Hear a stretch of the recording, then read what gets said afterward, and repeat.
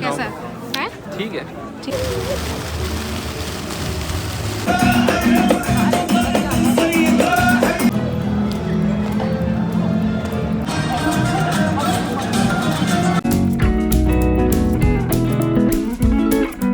Hello guys, अस्सलाम वालेकुम, welcome back to channel. कैसे हैं आप सब लोग? उम्मीद करती हूँ आप लोग अच्छे से होंगे। अल्लाह का शुक्र है, हम लोग भी बिल्कुल ठीक हैं। हम आ गए हैं रियाद और आज हम निकले हैं बाहर घूमने के लिए।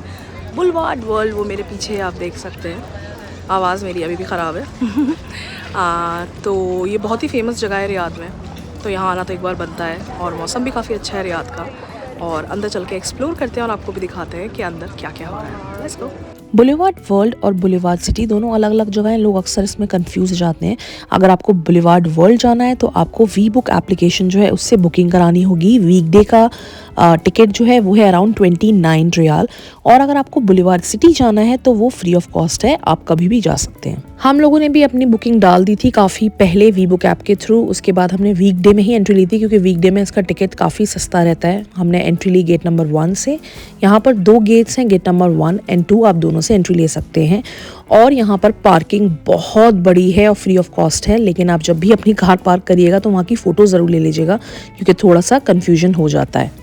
और यहाँ पर चलना बहुत पड़ता है, तो अपने कंफर्टेबल शूज़ में आइएगा। और अगर आप नहीं भी चलना चाहते हैं, आप कार्ट्स बाहर से ले सकते हैं। व्हीलचेयर भी हैं, स्टॉलर के ऑप्शंस भी हैं, उन सब के चार्जेस अलग से हैं। गेट नंबर 1 से जैसे ही आप आएंगे अंदर तो आपको यहाँ पर सबसे पहला पवेलियन जो मिलता है वो है चाइना। तो हम लोगों ने एंटर किया चाइना में और बहुत ही विम्सिकल सी, बहुत ही अच्छी सी वाइब्स थी।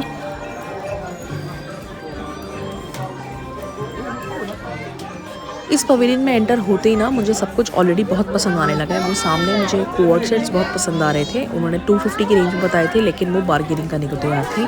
और यहाँ पर देखिए आप फेक नेल्स की कितनी सारी वैरायटीज़ हैं। आई विश मैं ये ले सकती, लेकिन मैं लगाती नहीं हूँ।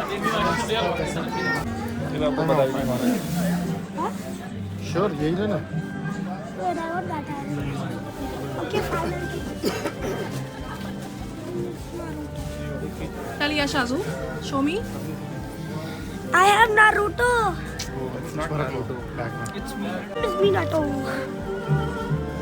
I'm Minato. I'm Naruto's dad. हम नारुतो डैड।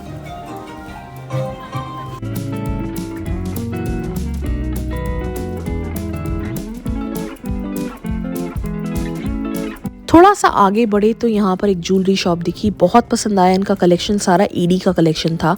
सबसे अच्छी बात पता है इस शॉप की क्या थी कि ये सारा स्टफ जो था ना वो बजट फ्रेंडली था। तो मुझे एक ये सेट बहुत पसंद आया तो मैंने लिया। तो उन्होंने बताया कि ये 40 रियाल का है, बट अगर मैं कैश देती हूँ तो 35 रियाल का हो जाएगा। अच्छा, याद रखिएगा कि यहाँ पर बार्गेनिंग अच्छी खासी चलती है। अगर आपको कोई 50 रियाल का बताएगा तो वो आराम से आपको 35 तक का दे देगा, अगर आपकी बार्गेनिंग स्किल्स अच्छी हैं।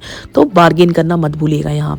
भाभी और आफरीन दोनों को यहाँ का कलेक्शन बहुत पसंद आया तो उन लोगों ने भी यहाँ से शॉपिंग करी। और वैसे भी अगर लेडीज़ को ज्वेलरी इतने अच्छे प्राइसेस में मिल जाए ना तो फिर तो लेना बनता ही है। रियाद में बैठे बैठे चाइना की सैर हो जाएगी तो कभी सोचा ही नहीं था। इस पवेलियन में चाइना का कल्चर एंड कस्टम बहुत अच्छे से रिप्रेजेंट किया है। अब हम लोग जा रहे हैं नेक्स्ट कंट्री एक्सप्लोर करने के लिए, देखते हैं कौन सी है। If I am not wrong, Riyadh boulevard में आई थिंक 15 कंट्रीज़ हैं और सारी कंट्रीज़ एक्सप्लोर करना तो थोड़ा सा मुश्किल है, लेकिन आज कोशिश करी जाएगी कि हम जितना ज़्यादा हो सके उतना ज़्यादा घूमें। चाइना जैसी एग्जिट करेंगे वैसे ही आप टर्की में एंटर कर जाएंगे। ये समझ लीजिए बस एक टिकट में आप इतनी सारी कंट्रीज़ घूम सकेंगे और ये सिर्फ और सिर्फ रियाद बुलवार्ड में ही पॉसिबल हो सकता है। बुलेवार्ड के बीचों बीच बनी है ये काफ़ी बड़ी सी आर्टिफिशियल लेक। ऐसा समझ लीजिए ये बुलेवार्ड का हार्ट है। अब हम लोग आ गए हैं टर्की में और यहाँ पर भी सेम वैसे ही मार्केट बना है जैसा कि चाइना में है। मतलब इसके थ्रू ना यहाँ का ट्रेडिशन, कस्टम और कल्चर काफ़ी अच्छे से समझ में आता है।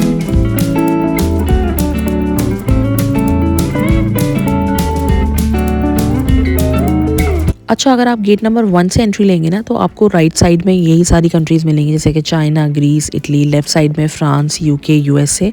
और अगर आप गेट नंबर 2 से एंट्री लेते हैं तो आपको सबसे पहला पवेलियन जो मिलेगा वो मिलेगा इंडिया का।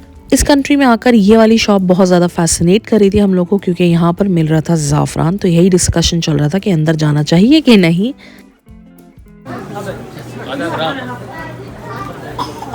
हाफ ग्राम्स भी है यहाँ पे। 1.5 ग्राम का भी। How much for that?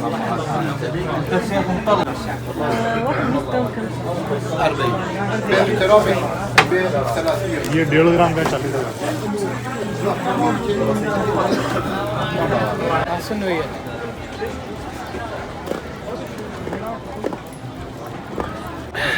कैसा है? ठीक है, ठीक है, ट्राई करिए। ट्राई करिए।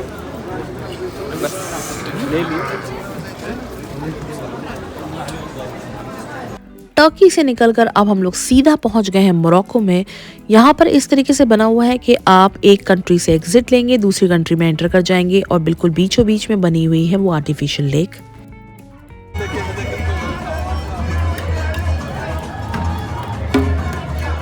सही से बजाओ।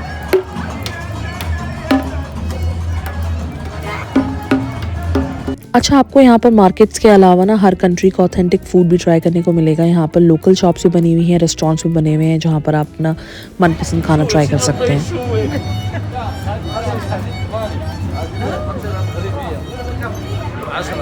इस लेक को आप कहीं से भी देखो ना, इसकी खूबसूरती एक अलग नज़र आती है। आई एम श्योर ये दिन में तो और भी खूबसूरत लगता होगा।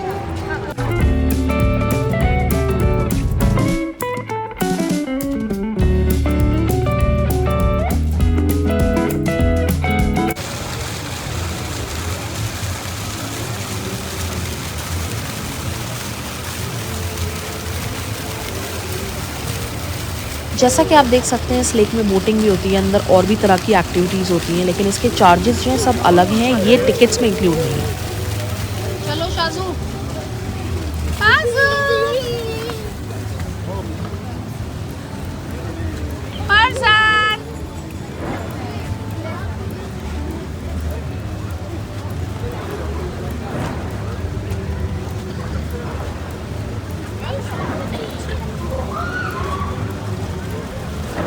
मोरक्को से हम लोग निकले और पहुंचे सीधा इटली, और यहाँ का सेटअप आप देख सकते हैं कितना ब्यूटीफुल है। ये बिल्कुल वैसे ही लग रहा था जैसे कि मूवीज़ में और वीडियोज़ में देखा है। और लेक के ऑपोजिट साइड आप देख सकते हैं चाइना बना हुआ है। और यहाँ पर मुझे देखिए कि बोट राइड के अलावा यहाँ पर कार राइड भी हो रही है, जो कि एकदम डिफरेंट चीज़ थी। यहाँ पर जो लेक बनी है ना वो वर्ल्ड की बिगेस्ट लेक है। उसके अंदर बोट राइड भी होती है, कार राइड भी होती है, और उन सब के चार्जेस जैसा कि मैंने आपको बताया वो सब आपको अलग से पे करना पड़ता है।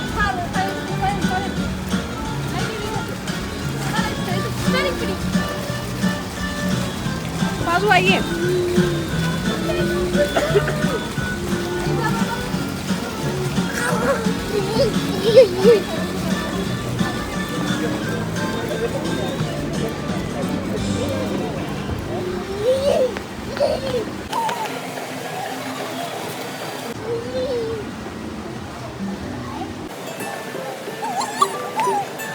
इटली का सेटअप यहाँ पर बहुत अच्छा लगा हुआ है। इनफैक्ट सारी कंट्रीज़ का सेटअप जो है बिल्कुल वैसा ही है जैसा कि वो कंट्रीज़ एक्चुअली हैं, लेकिन मुझे यहाँ का काफ़ी पसंद आया। यहाँ पर जो कैफ़ेज़ और रेस्टोरेंट्स बने हैं वो इतने ज़्यादा एस्थेटिक हैं कि देखकर ही खुशी मिल जाएगी आपको।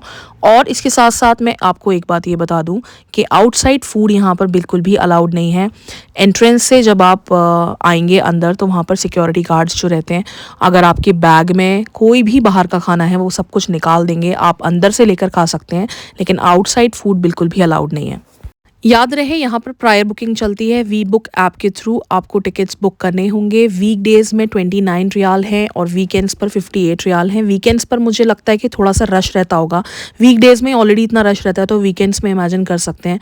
तो बेटर है कि कम प्राइस में आप उसी चीज़ का मज़ा ले सकते हैं। तो आप वीकडेज़ में आइए, और 4 बजे से ये ओपन हो जाता है, 12 बजे तक रहता है। दिन में आएंगे तो इसकी अलग खूबसूरती होगी, लेकिन रात में ये और भी खूबसूरत लगता है। तो आप टाइम प्रेफरेंस आपका है, आप कैसे भी चूज़ कर आ सकते हैं।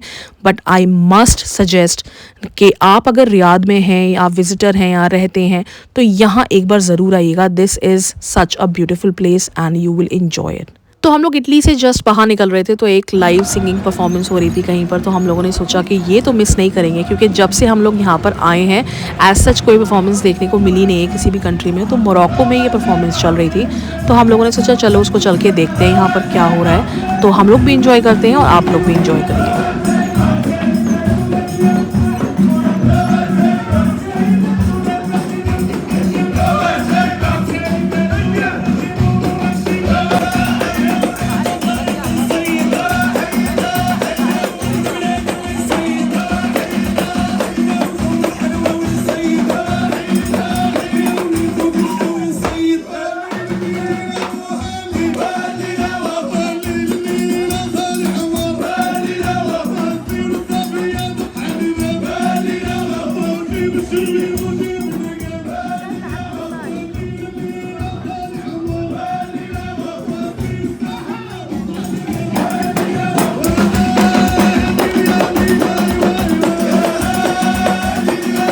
तो ये थी मोरक्को कंट्री की परफॉर्मेंस, बहुत ही अच्छी थी, काफ़ी लंबी भी थी। वो ख़त्म करने के बाद में फिर हम लोग बड़े आगे और देखा हम लोग तो ग्रीस पहुंच चुके हैं अब। अच्छा, अभी तक ना इटली मेरा फेवरेट कंट्री था सो फार बुलवार्ड में, लेकिन जैसे ही ग्रीस में एंटर किया, ओ माय गॉड, मैं आपको क्या बताऊं, मतलब ऐसी वाइब्स, ऐसा सेटअप, प्योरली ब्यूटीफुल। ऐसा लग रहा था जैसे हम लिटरली ग्रीस में आ गए हैं। इतना खूबसूरत था, एकदम मैजिकल लग रहा था सब कुछ यहाँ पर।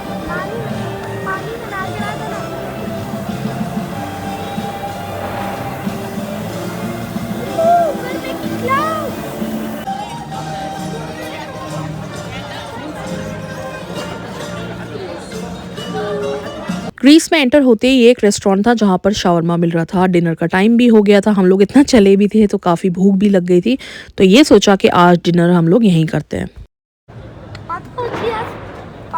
Powerful and weaker.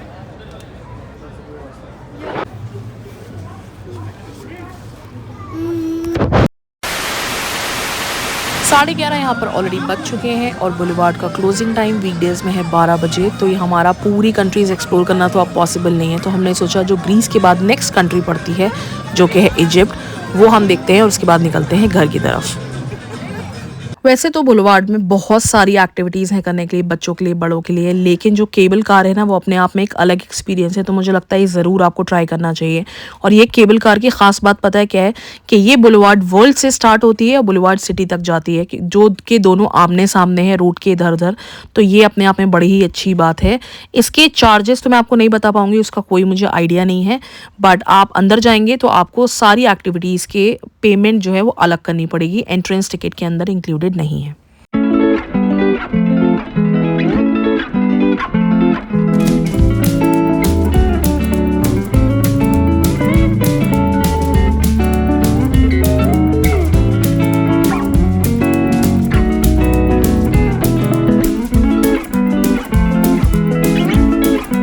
ग्रीस से टेक ऑफ लिया और सीधा लैंड हुए हम लोग इजिप्ट में। अच्छा, यहाँ पर हर एक कंट्रीज़ के ना उन्होंने फेमस लैंडमार्क्स बनाए हुए हैं, तो इजिप्ट का फेमस जो है वो पिरामिड है, वही सेटअप यहाँ पर सेम लगा हुआ है। और यहाँ पर मार्केट भी है जहाँ पर आपको लोकल फूड आइटम्स और भी आइटम्स देखने को मिलेंगे।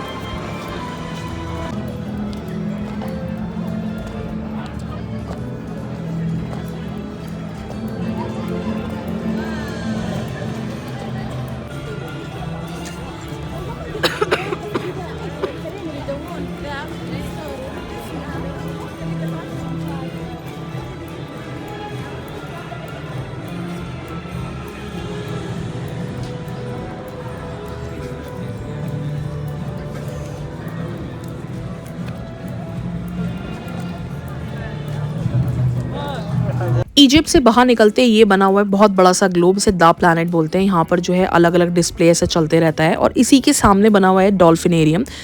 उसके भी चार्जेस अलग से हैं, उसका मुझे आइडिया नहीं है कितने का है, लेकिन सच बताऊं तो बुलेवार्ड के एक्सपीरियंस अपने आप में बहुत ही अच्छा, बहुत ही डिफरेंट रहा। आप लोगों को भी ये एक्सपीरियंस ज़रूर लेना चाहिए। और जो सामने आप देख रहे हैं ना, ये ताजमहल का सेटअप लगा, ये इंडियन कंट्री का पेविलियन है। यहाँ पर हम लोग को जाने का मन था लेकिन 12 बज चुके तो सब लोग बाहर जा रहे थे। इंशाल्लाह मैं आपको नेक्स्ट व्लॉग में ज़रूर दिखाऊंगी। मेरे मम्मी पापा आने वाले हैं, उनके साथ में यहाँ पर एक बार फिर से आऊँगी और पूरा आपको बुलेवार्ड घुमाऊँगी। तब तक के लिए आप इस व्लॉग को एंजॉय करिए। नेक्स्ट व्लॉग में जल्दी मिलती हूँ। अल्लाह हाफ़िज़।